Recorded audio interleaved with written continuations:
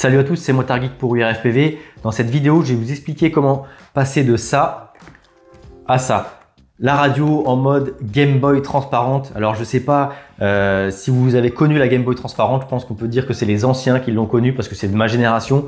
Donc n'hésitez pas à me mettre dans les commentaires si vous avez connu la Game Boy transparente, savoir s'il y a plutôt des jeunes ou entre guillemets des vieux qui nous suivent sur la chaîne. Donc pourquoi j'ai mis cette coque transparente? Tout simplement parce que déjà elle me plaisait. Mais à la base j'avais un problème sur ma radio. Elle mettait des coups de pitch tout seul. Vraiment en vol, j'avais des pitchs qui se mettaient tout seul. On le voyait sur les graphes qu'on peut afficher sur l'écran. Mes potes à chaque fois me disaient c'est bien le pitch qui bouge. Problème que j'arrivais pas à reproduire sur simulateur. Donc dans un premier temps, je me suis dit si c'est pas les gimbals, c'est l'émetteur. Et comme l'émetteur il est intégré à la PCB, je vais changer de PCB. Ça me permettra en même temps d'avoir le micro TX-V2. Et à force de faire des tests, on s'est aperçu quand même sur le terrain que c'était lorsque j'appuyais fort avec le pouce sur la gimbal que ça déconnait. Par la suite, j'ai réussi à le reproduire sur simulateur, donc je me suis dit, c'est pas la PCB, c'est la gimbal. J'ai croisé les deux gimbals. J'ai eu le malheur de faire le premier test en extérieur avec un quad qui s'est mis à faire des coups de foule tout seul en l'air, donc c'était relativement dangereux. Là, j'ai tout de suite su que j'avais qu'une seule des gimbals qui était en panne. Avant que vous me disiez, c'est pas solide, la Tango 2, tout ça, blabla. Elle est tombée un paquet de fois la mienne, elle a des marques un peu à plusieurs endroits sur la coque noire, hein, parce que celle-ci je vais essayer d'en prendre un peu plus soin. Donc une fois où ça a carrément arraché l'antenne, voilà, je pense qu'elle a pris des pètes, donc vraiment je pense que c'est de ma faute à moi plus qu'à de la mauvaise qualité de matos. Et donc en même temps que changer la gimbal, je me suis dit je vais changer de PCB. Donc j'ai commandé la PCB V3 qui permet d'avoir le tout dernier TX Crossfire, le micro TX V2 qui émet jusqu'à 1 watt avec la dernière version d'OpenTX, Freedom TX parce qu'ils n'ont pas encore mergé avec OpenTX. Et avant c'était 500 mW contre 250 mW d'origine.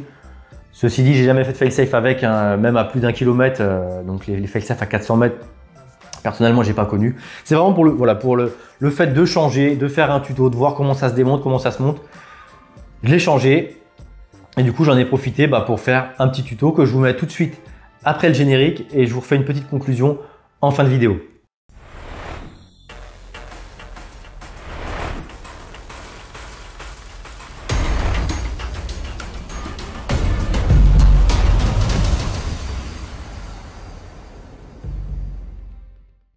Donc le but de ce petit tuto, ça va être de transvaser l'électronique de cette Tango, la première du nom, la toute première, c'est une première précommande, dans ce petit boîtier-là, comme je vous le disais en introduction. Donc la première chose à faire, c'est de retirer les caches, enfin les repose-mains en caoutchouc qu'on a sur le dessous. Donc normalement, si on a des ongles, on peut attraper sur le côté, voilà, au coin là-bas, et tout simplement tirer.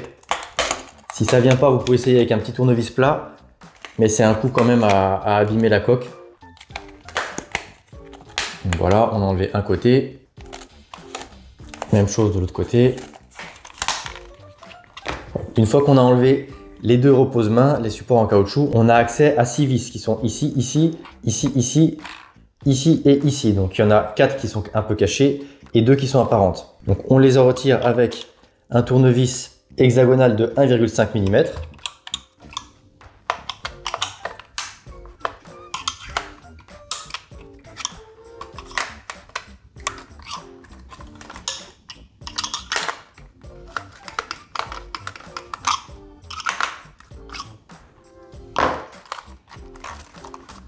Et une fois qu'on a retiré les 6 vis, on peut retirer donc la coque. Donc ce qu'il faut, c'est bien mettre les vis de côté sans les perdre. Lorsqu'on effectue juste un démontage, on peut les laisser clipser dedans. Moi, vu que je veux changer de coque, il faut forcément les mettre de côté. Donc voilà, j'ai mes 6 vis de côté. Cette coque-là, on peut la retirer. On n'en aura plus besoin pour la vidéo.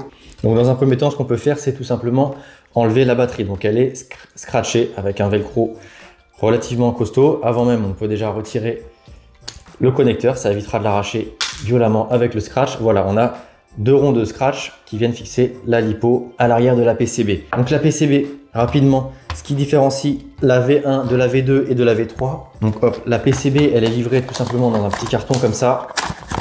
Voilà, il n'y a rien de plus, on a la PCB. Donc ce qui change sur la V2, donc là on est en PCB V1, est-ce qu'on va voir donc le numéro, est-ce qu'on arrive à le lire correctement? Il est juste là. On est en V1.0 et surtout on a indiqué V006G. En V2, on reste en 1.0, mais on passe en V006H. Et sur cette version-là, on a le petit connecteur de batterie ici qui passe à 90 degrés pour pas qu'il soit amené à se décrocher vers le bas lorsqu'on tient la radio comme ça, tout simplement. Et en V3, qu'est-ce qu'on a de neuf? Donc en V3, on retrouve les mêmes améliorations que la V2, c'est-à-dire le connecteur de la batterie à 90 degrés et également on retrouve un connecteur ici pour un module externe. Et aussi, ce qu'on ne voit pas, c'est qu'on a un micro TX V2 qui permet d'émettre à 500 mW et actuellement en bêta, on peut même faire du 1 watt. Et en termes de version, on reste aussi en 1.0, sauf qu'on est en V007C. Voilà, donc c'est ce qui distingue les trois PCB. TBS a fait un beau petit, une belle petite infographie qui récapitule tout ça. Je vous la mettrai dans l'article sur le blog, comme d'habitude. Donc la PCB, on va la mettre de côté pour le moment et on va reprendre le démontage de celle-ci. Donc ici, on a la nappe de l'écran. Donc il faut qu'on la déconnecte tout simplement en venant doucement tirer dessus. C'est une petite nappe qui ressemble un peu au connecteur de Cadix Vista, les caméras, ou même de GoPro Hero Naked si vous en avez déjà démonté. Donc ça, il faut donc enlever le scotch et surtout le débrancher. Ensuite, il faut enlever le petit connecteur du haut-parleur et on peut aussi retirer l'ASD puisqu'il faudra la mettre dans la nouvelle. Donc l'ASD, elle est protégée par un petit scotch donc qu'il faut retirer et ensuite on peut retirer l'ASD tout simplement en tirant dessus. Donc voilà, on la scotchera sur la nouvelle. Bon, on va le faire tout de suite. Hop, on va l'insérer dans la nouvelle PCB et on viendra mettre un petit bout de scotch après lorsqu'on pourra le retirer de derrière. Donc ça évite que le scotch, ça évite qu'elle bouge lors des transports quand on la secoue un peu ou même si jamais elle tombe. Donc là, on a tout débranché. Ce qui reste à faire, donc, c'est retirer la PCB. Donc la PCB, c'est relativement simple à retirer. On a 4 vis. Pour retrouver les 4 vis, là, on va se repérer donc sur cette FC-là, sur cette case-là. Donc on a les 4 vis qui sont là, à chaque extrémité. Les autres vis, vous allez le voir, tiennent les gimbals. Donc on est toujours sur du 1.5 mm en hexagonal pour dévisser ça.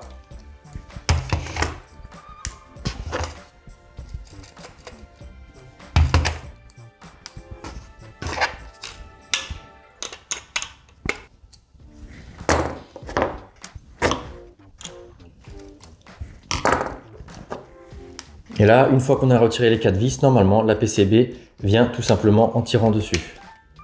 Ah, j'ai oublié, en fait, on a également ces 2 vis là qui viennent là dans le plastique à retirer. Donc, tac. Et celle-ci. Donc, c'est pas 4 vis, mais 6 vis qui tiennent la PCB. Et là, normalement, ça vient tout seul. Voilà, et les gimbals viennent avec. Alors, il faut faire attention parce qu'on a l'antenne. Donc, l'antenne, de toute façon, il va falloir la dévisser. Donc là, elle est juste maintenue par ce petit accessoire en métal. Hop. Il a les mêmes tailles de vis que la case, donc on peut les mélanger avec les autres vis. Hop. Donc, bon, on a les interrupteurs qui s'en vont, il faut faire attention. De toute façon, ils ont des détrompeurs, on ne peut pas se tromper de côté, ni les mettre à l'envers. Voilà, ils viennent d'office se mettre dessus. Là, l'antenne vient avec et voilà, on a démonté la PCB. Hop, on récupère cette partie-là pour l'écran. Ensuite, ce qu'il faut faire, c'est démonter tout simplement les gimbals puisqu'on va devoir les mettre sur la nouvelle PCB. Vous allez voir, c'est très simple, ce sont des gimbals sans fil. La seule chose à savoir, c'est que lorsqu'on les démonte ou remonte, il faut absolument les recalibrer. Avant ça, on va ici retirer un petit peu le support en caoutchouc qui vient protéger le connecteur d'antenne pour pas qu'il se débranche. Donc ça, c'est bien pensé. Hop, et le connecteur d'antenne vient avec. Donc comme ça, on met l'antenne de côté. Là, sur la PCB, il reste donc plus qu'à récupérer les boutons. Enfin, ces deux-là, qu'on va mettre tout de suite sur la nouvelle, pour pas se tromper. Parce que les boutons à 3 positions sont déjà fixés et fournis avec la nouvelle PCB. Donc là, on va juste mettre les 2 gâchettes. Voilà, sur la nouvelle PCB.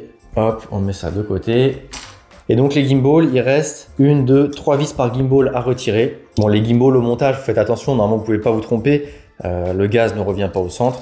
Normalement, ce sont les mêmes tailles de vis, mais on va les séparer sur la petite planche aimantée pour pas se planter.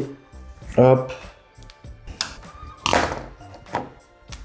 Tac, et voilà, on a déjà une gimbal donc de retirer. Vous voyez, il n'y a pas plus simple. Il n'y a pas d'autre chose que ces 3 vis à fixer. Je ne sais pas exactement comment ça fonctionne, mais c'est bien indiqué dans la doc, c'est des gimbals sans fil. Donc ensuite, on enlève celle de l'autre côté.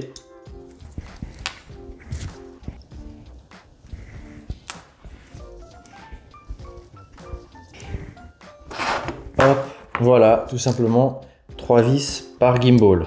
On les pose. Donc cette PCB là, on va plus en avoir besoin. On va la mettre de côté. Et il reste à retirer. Alors ce qu'on va faire dans un premier temps, c'est retirer l'écran. Donc l'écran, on a 4 vis à retirer. Normalement, on peut le retirer avec les... Donc on va séparer ça. Et la troisième partie, c'est l'écran. Donc l'écran, on doit pouvoir emmener la carte avec l'écran avec. Sinon, on peut débrancher l'écran de sa carte pour plus de facilité à le démonter. Donc l'écran, il faut essayer de le glisser vers le haut puisqu'il est pris dans le bouton d'alimentation. Donc ce qu'il faut faire, c'est le pousser vers le haut, en même temps de soulever un peu et faire attention à ne pas arracher l'écran qui va avec. Donc derrière, on appuie sur l'écran pour le déclipser. Et tout simplement, normalement, là, en tirant, voilà. Donc là, on a l'écran qui reste accroché. Donc ça, comme ça, on n'a pas à s'embêter à savoir dans quel sens il va. On le laisse accrocher et ça, avec la carte qui va bien, on pose ça là. Et on a donc le petit bouton d'alimentation qu'il faut remettre tout simplement. Voilà, tout se maintient ensemble. Vous voyez que sur cette coque là, on a ici la petite partie transparente pour la LED qui arrive juste là. Et bah ici c'est collé. On dirait même que ça a été soudé, enfin c'est fusionné. Donc là, cette pièce là est fournie avec. Et même chose ici, ces petites pièces là, les 3 boutons sont collés. Donc il va falloir les remettre. Ils sont fournis sur la nouvelle case. Le plus pénible a priori de ce que j'ai pu voir, c'est de retirer donc le haut-parleur qui est collé. Donc il faut essayer de retirer l'espèce de colle noire sur le dessus là. On voit tout autour. Donc voilà, en grattant un peu, ce qu'on peut réussir à faire, c'est le retirer comme ça. Et normalement, il vient d'un seul trait. Sinon, il faut gratter vraiment tout le tour sans trop forcer. Hein, parce que déjà, il faut éviter d'appuyer dessus. On risquerait d'abîmer le haut-parleur. Il ne faut surtout pas forcer. Il suffit de prendre son temps. Donc voilà, en prenant mon temps, ça m'a pris quand même un peu moins de 5-10 minutes grand max. J'ai vraiment pris mon temps. J'ai bien retiré tout ce qu'on a autour. Ça vient bien se glisser à l'intérieur. Et là, une fois qu'on a vraiment tout retiré, il suffit de jouer voilà, tranquillement sur le haut-parleur. Et voilà, il se défait le plus simplement du monde. Donc voilà, il ne faut vraiment pas forcer. Ça reste quelque chose de relativement fragile. Donc une fois qu'on l'a enlevé, on le met de côté. Et donc cette case là, on en a terminé. Donc la nouvelle case, ce qu'on va faire, c'est avant d'attaquer le remontage des éléments dedans, on va mettre les petites pièces qui nous manquent juste là et là. Donc mon petit pochon, il est juste là. On va commencer par la partie pour la LED. Ah, il y a un petit autocollant derrière qu'on pourra remettre au dos ou pas de la radio. C'est celui qui est juste là. Je ne sais pas s'il y a un intérêt particulier, est-ce qu'il y a une différence. Je vais les mettre comme ça, on aura l'info. Non, c'est exactement la même chose. On a les infos de tension de la batterie et compagnie. C'est pas spécialement important, je pense. On va laisser la case, le derrière de la case clean, même s'il y a un emplacement pour mettre l'autocollant. Ouais, je vais voir. Ouais, en même temps, c'est pas très joli là. Je vais voir ça. Je crois qu'ils en mettent 2. Donc c'est peut-être si jamais on en rate un. Ce sont les 2 mêmes. On verra ça. Donc on était sur la partie pour la LED. Donc en toute logique, il y a la petite excroissance, hop, qui vient se glisser dans la coque. Et donc là, voilà, c'est tout simplement mis. Mais comme vous pouvez le voir, si je fais ça, ça tombe. Donc plutôt que de souder ça avec un fer à souder comme ils ont eu l'air d'avoir fait, ce que je vais faire, c'est que je vais mettre tout simplement un petit point de glu de chaque côté, pas beaucoup. Je mets une goutte sur chaque tétine, hop, et ensuite je viens poser ça. Donc peut-être qu'avec une pince épilée, ce serait plus simple et plus précis. Mais normalement, si on vise bien les deux, hop, les 2 petites tétines, voilà, ça vient se mettre directement dedans. On va laisser sécher et là, comme ça, ça tient nickel. Et on va faire la même chose donc pour les boutons menus, pages et précédents qui viennent se mettre. Alors qu'on ne se trompe pas, de toute façon, voilà, on ne peut pas se tromper parce que c'est pareil, il y a 2 petites tétines qui viennent ici, sur laquelle on va mettre un tout petit peu de glu et comme ça, on va le fixer là. Donc là, je retire, je vais mettre 2 petits points de glu, vraiment très légers. Et ensuite, on vient positionner les boutons sur les 2 petites tétines, hop. Et on appuie et on va venir maintenir un petit peu, histoire que la colle forte prenne. Donc la colle forte, voilà, faut pas en mettre trop pour pas que ça se voit dans la coque transparente, mais là vous pouvez voir que ça se voit pas. Et après, ici pareil, voilà. Donc la colle forte, ça prend vite. Une fois que ça c'est fait, il faut pas oublier de remettre le petit bouton Power qui vient juste là. Il faut le mettre avant l'écran. Et après, on va pouvoir attaquer l'écran. Hop. Donc une fois qu'on a remis le bouton Power, on va pouvoir attaquer l'écran. L'écran, je sais pas si c'est judicieux de l'y mettre un petit peu. Non, il est maintenu Vous voyez par de la mousse en dessous, donc je pense pas comme il est dans un cadre, on voit bien il y a un petit cadre autour. Il n'y a pas besoin normalement de mettre de colle forte pour le verrouiller. D'ailleurs la colle forte, on va la fermer. Et donc l'écran, il faut venir pivoter dessous. Hop, a priori c'est pas mal, là la carte a l'air de s'être mise. Il faut positionner l'écran dans son emplacement. Voilà, ça va mieux à remettre qu'à défaire. Donc là l'écran il est bien calé. Normalement en vissant il ne devrait plus bouger, on va faire l'essai, sinon je remettrai peut-être un petit point de glu, mais là ça appuie dessus, il ne devrait pas y avoir de soucis, ça tient bien, on n'oublie rien, le bouton power, on vérifie qu'il clique bien. Donc les vis de l'écran, c'était les quatre dernières, on va les visser en quinconce. Hop. On vérifie quand même que l'écran derrière n'a pas bougé. Attention, on vise dans du plastique, hein, donc pas visser comme des bourrins parce que c'est un coup soit à casser le plastique, soit à foirer le pas de vis. Mieux vaut resserrer un jour où ça bouge que de racheter une coque qui n'est pas forcément donnée. Voilà, on va pas mettre un trop gros couple de serrage. Voilà, donc là, l'écran il est remis.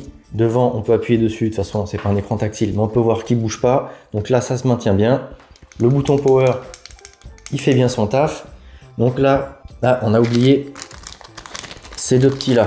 Alors c'est pareil, je pense qu'ils sont collés sur l'ancienne PDB. Pas l'ancienne PDB, mais l'ancienne coque. Ce sont les boutons E et F. Donc ils sont pareils, vous voyez, on peut le voir, hein, c'est soudé là à l'intérieur. Donc on va les repositionner de la même manière sur la nouvelle avec un petit point de colle. On verra à l'usage si ça suffit, hein, sinon je leur démontrerai, c'est pas bien compliqué et je remettrai un petit coup de fer à souder pour verrouiller tout ça. Et donc une fois qu'on a remis tous les boutons, on peut attaquer donc l'installation des gimbals sur la PCB. Donc j'avais gardé les gimbals dans le même ordre, donc là celle-ci elle vient ici. Il faut bien vérifier que la gimbal est bien collée à la PCB. Comme tout à l'heure, l'écran avec les vis. Donc on peut appuyer un peu dessus à la main plutôt que de serrer sur la vis. Et on vient juste mettre la vis pour que ça maintienne bien la gimbal contre la PCB. Et surtout que ça ne bouge pas. Hop. Donc là, on vérifie quand même, quand on la tient en main, moi c'est bien les gaz à gauche. Donc ensuite, on installe la deuxième. Voilà, les deux gimbals sont installés. Je vois la SD, ça me fait penser qu'il faut qu'on récupère le scotch sur l'ancienne. Donc soit vous le récupérez, soit vous mettez un autre petit bout de scotch à vous. Là, on va voir si ça tient en rappuyant bien.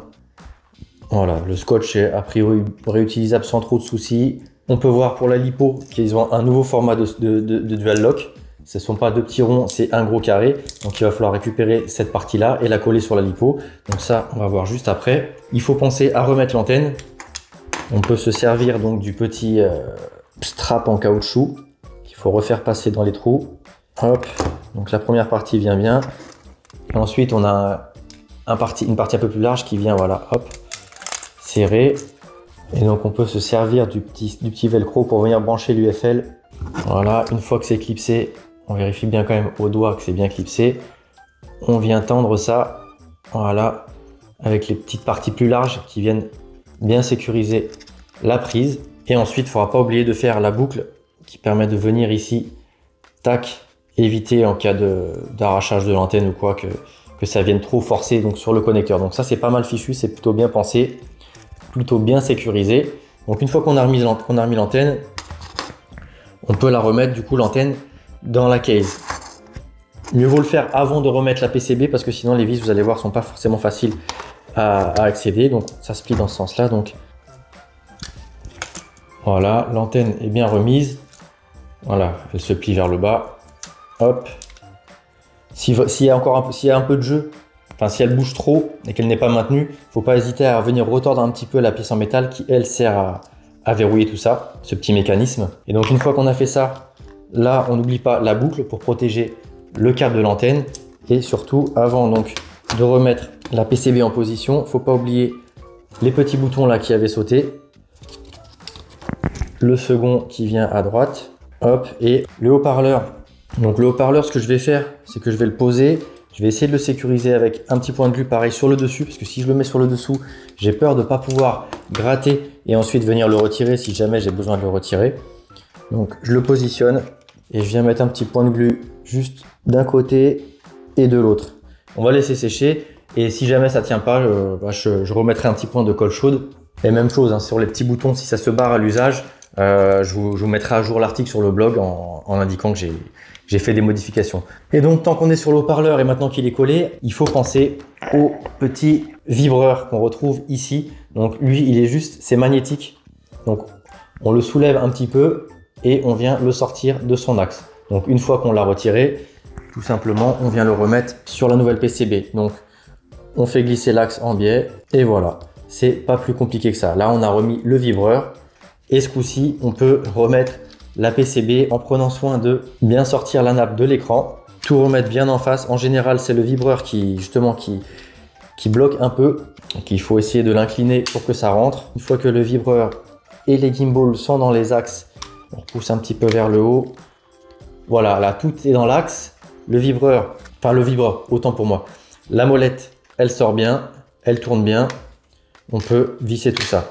Donc je m'aperçois en démontant, je crois que je vous ai dit qu'il fallait donc 6 vis et pas 4 pour la PCB. C'est juste que j'avais démonté de tête celle-ci alors qu'il fallait dévisser celle-ci. On a bien 4 vis pour la PCB et 4 vis pour chacune des gimbals. Donc même chose que les vis à chaque fois précédentes. Hein. On vient vérifier que la PCB est bien butée de son support et que la vis est à fleur de la PCB et inutile de trop serrer. Voilà, donc là, les gimbals sont dans le bon sens, gaz à gauche. Les boutons ont l'air de tenir, ça clique bien. La petite roulette, elle tourne. Tous les boutons fonctionnent. Donc on va déjà rebrancher donc l'écran, le haut-parleur. Ensuite on rebranche le petit écran, la petite prise de l'écran. Donc il n'y a pas besoin de forcer. Hein. Si ça force et que c'est pas en face, c'est censé vraiment venir se clipser tout seul. Voilà, on peut aussi réutiliser le scotch qu'il y avait d'origine pour sécuriser cette petite nappe. Voilà. Et maintenant, il va falloir remettre donc la lipo. Donc la lipo, clairement, il va falloir décoller les velcro d'origine.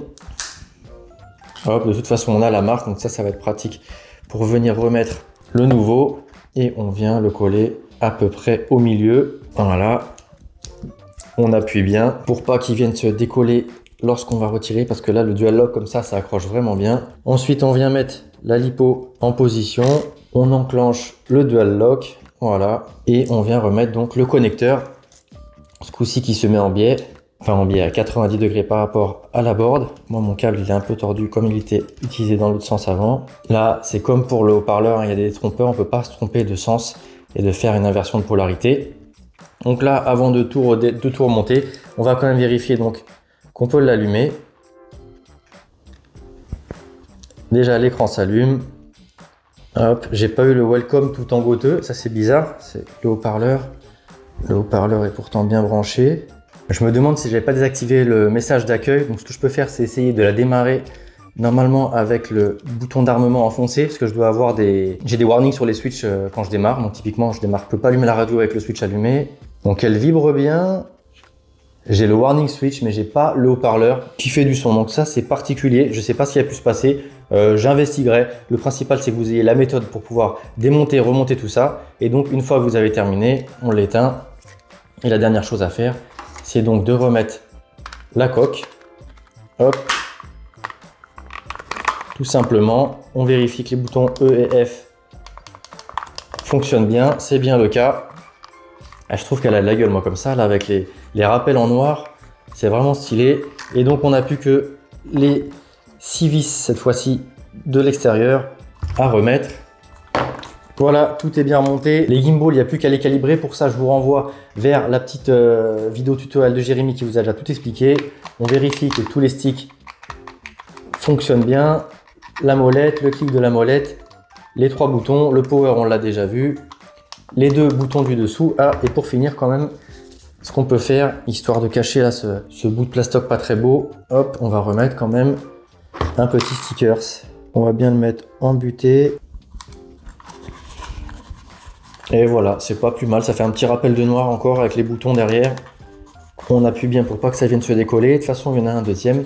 Ah oui, les rappels en noir aussi. Il faut pas oublier de remettre les petites protections là. Donc il suffit de venir appuyer, hein, de bien enfoncer de chaque côté. Tac, on en met un en premier normalement et après les autres suivent. Et voilà. Et franchement, bah moi je suis plutôt pas mécontent.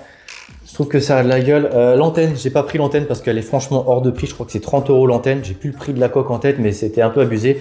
Et je trouve que finalement l'antenne noire, avec les boutons noirs, les gimbals noirs, hop, et ça va vraiment bien. Donc voilà, comme je vous le disais sur le banc, je suis content du rendu, même avec cette antenne noire, parce que l'antenne vraiment transparente à 30 €, j'ai trouvé ça excessif comme prix. Donc, et là, ça rappelle vraiment, voilà, on le voit derrière, ça rappelle le noir ici, le noir ici. En façade, ça rappelle les petits boutons, le support de tour de cou et les gimbals. Donc vraiment, c'est sympa. J'ai pas à comparer, mais clairement, je suis pas déçu du rendu. Le démontage, le montage, vous avez pu le voir, c'est pas bien compliqué. Si on a regardé comment ça se faisait, si on peut suivre les tutos existants, si on suit ce tuto pour le coup, le seul truc auquel il faut faire très attention, c'est le haut-parleur. Pourtant, j'y ai fait gaffe, hein, j'avais vu les vidéos qui expliquaient qu'il faut en prendre soin. J'ai dû péter la membrane d'une manière ou d'une autre parce qu'il ne fonctionnait plus. Je l'ai changé, ça m'a coûté 4,95 € chez DFR. C'est eux seuls qui l'avaient en stock. J'ai rajouté 6 € de frais de port, donc c'est un peu abusé. Le reste, j'avais commandé chez FPV Fly. C'était les seuls qui avaient la PCB V3 en stock, donc j'ai tout commandé chez FPV Fly. En plus de la PCB V3 et tout, pour avoir des frais de port gratuits sur ce coup-là, j'ai changé les sticks. J'ai mis des sticks plus larges. Et j'ai également mis le support de tour de cou là officiel en métal. Donc voilà, ça c'en est tout pour la petite aparté. Donc j'ai changé le haut-parleur.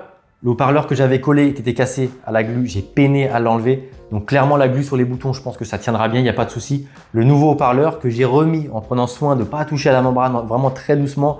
Je l'ai refixé avec 2 petits points de colle chaude sur le dessus, comme ça si jamais j'ai besoin de l'enlever à nouveau, ce sera plus simple que la colle glu. Et donc là maintenant si on l'allume,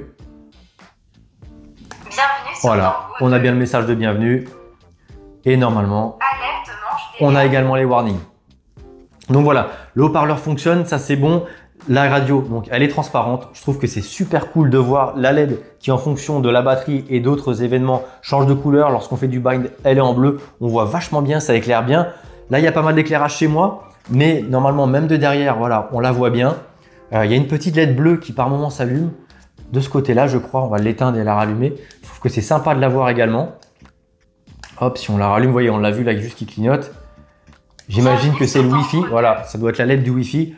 Bref, je trouve que ça a de la gueule. Ça rappelle la Game Boy, ça rappelle de beaux souvenirs. Enfin, voilà, encore une fois, tout ça, c'est une question de goût. Ça a un certain coût. Moi, voilà, j'ai fait d'une pierre deux coups. J'ai changé la PCB, j'ai changé la coque, j'ai fait un petit tuto. Si ça vous a plu, n'hésitez pas à me le mettre dans les commentaires. Si vous avez regardé la vidéo jusqu'à la fin, comme d'habitude, n'hésitez pas à mettre un pouce bleu, un commentaire et à vous abonner. Je le répète à chaque fois, mais force est de constater que ça fonctionne bien au référencement des vidéos et à la croissance de la chaîne. Et sur ce, je vous dis à très bientôt. C'était Motard Geek pour We Are FPV.